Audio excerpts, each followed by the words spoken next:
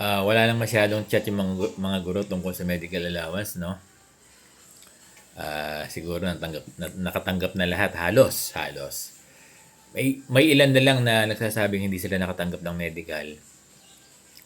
Pero to my understanding, halos lahat ay nakatanggap na ng medical. Ang nagiging problem na lang, yung division mahigpit. Dahil kapag ang kinuha ay less than 7,000, ayaw pumayag yata. Pero mali yun. Mali yun. Basta HMO ang kinuha kahit magkano ay pwede. No? Bakit halos lahat ay nakapagbigay na ng medical? Parang to my understanding ay nakapag front load yata iba o dumating na talaga yung regular budget ng medical na. Kaya halos lahat ay nakapagbigay na ng medical allowance. Meron pa rin na nagchat-chat na hindi pa raw sila nakatanggap ng kanilang medical allowance. Ano? So, yung mga nakatanggap na, so very good. Di ba? Hindi na kayo nagkakaroon ng sentimiento.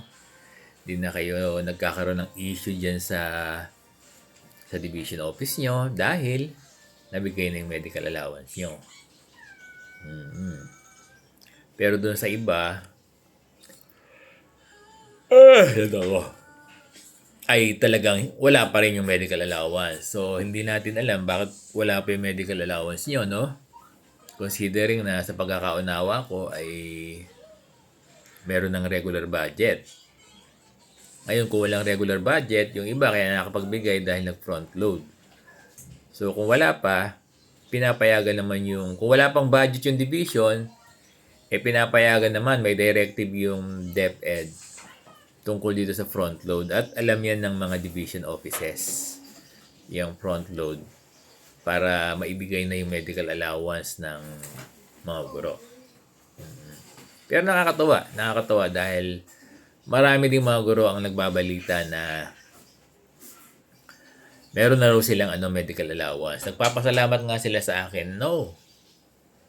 Magpasalamat kayo dyan sa division superintendent nyo. Magpasalamat kayo dyan sa division office nyo. Yung mga personnel nyo dyan. Dahil sila ang nag-execute niyan. Di ba? Sila ang nag-execute. Sila ang nag-process. Sila ang nagtrabaho para magkaroon kayo medical allowance. Sa mga wala pa, magkakaroon din yan. Yung iba naman kasi, marami nang nabigyan sa division, pero yung iba hindi nakakatanggap dahil nagkakaproblema doon sa yung sinasabing liquidation, yung pag-present ng proof. Kasi merong mga division, hindi daw sila sinama sa payroll kasi ang kinuha nilang medical allowance ay mas mababa sa 7,000. Ang sinasabi naman sa guidelines ng medical allowance, kahit less than 7,000, pwede yun.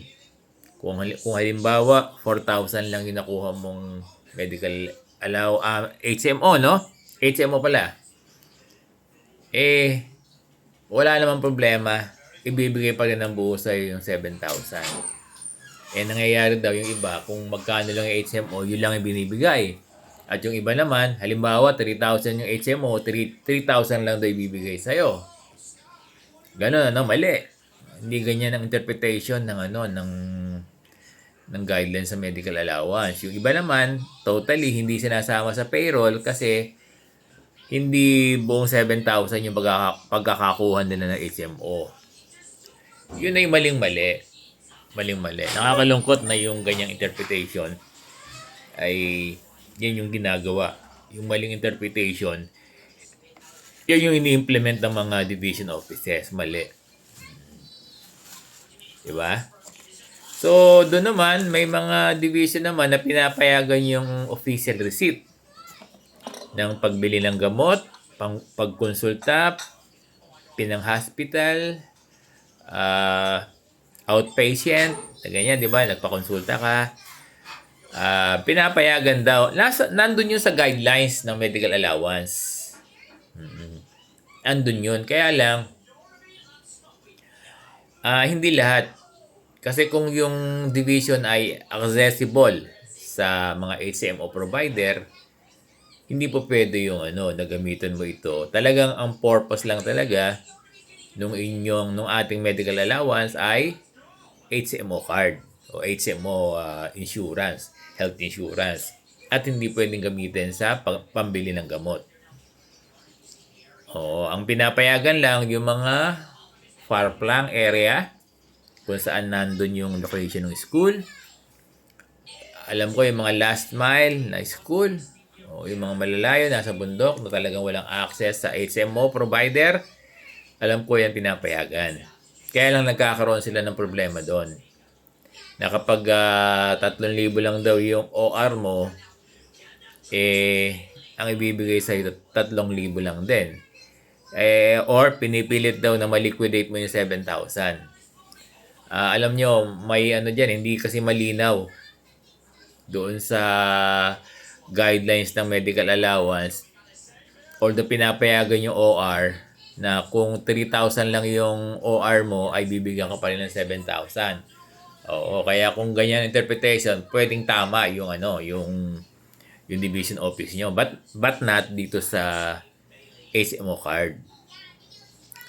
Kung kayo ay pinambili ng gamot, official receipt ang ipipresent nyo, kung hindi pumapayag ng buong 7,000, probably may kasi walang malinaw tungkol doon na kahit 3,000 yung OR na ibigay mo ay 7,000 pa rin. Walang ganun sa guidelines. Ang maliwanag lang yung HMO card kapag mas mababa sa 7,000 ay bibigyan ka pa rin ng 7,000 na medical allowance. So balik tayo doon sa pinag-uusapan natin. Wala na masyadong nagchat-chat. Wala na masyadong issue sa medical allowance. So ibig sabihin, ina-assume natin na halos lahat ay nabigyan ng medical allowance or dumating na yung inyong regular budget ng medical allowance kaya nabigyan na kayo or nag-front load yung division nyo dahil meron na kayong medical allowance. Kaya may paraan ang mga division office para mabigay ng mas maaga, kaya lang late na late talaga yung medical allowance, pero huli man daw ay dapat ibigay pa rin at makuha pa rin ng guro. So, magandang tanghali po.